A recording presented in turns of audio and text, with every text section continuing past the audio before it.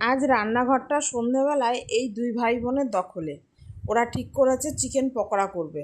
আমি বলেছি করে দেবো না, তাই দেখেন একাই চলে এসেছে।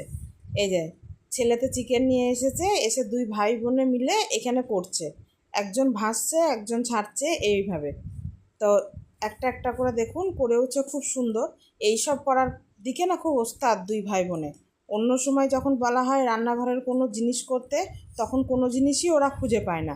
আর এখন দেখেন সব খুঁজে পেয়েছে, কোথায় গোলমরিচ ছিল, কোথায় কর্নফ্লাওয়ার, কোথায় ডিম, সব খুঁজে পেয়েছে।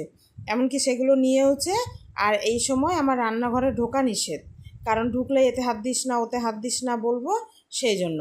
তো ওরাই করতে বসেছে। এই যে যখন লুচি ভাজি, তখন যদি বলি একটু লুচি কটা ভাজতো, তখন আর তেলে লুচি ছাড়তে পারে না। আর এখন পকোড়াগুলো ছাড়ছে দেখেন। যাক, এইভাবেই শিখুক, এইভাবে শেখাটাও তো বেশ ভালো, তাই না? আবার আমাকে দেখুন সাজিয়ে গুছিয়ে দিয়েছে কি সুন্দর করে, যে মা তুমি বসে থাকো, আজকে আমি দেবো, তুমি খাও। দেখুন ভেজেওছে খুব সুন্দর করে জিনিসগুলো। খুব গরম, তবে করেছে জানেন তো, দুর্দান্ত করেছে। দারুণ খেতে হয়েছিল। তো এগুলো সব আমার ছিল না, ওর বাবার শুদ্ধ ছিল, দুজনাকেই একসাথে দিয়েছিল।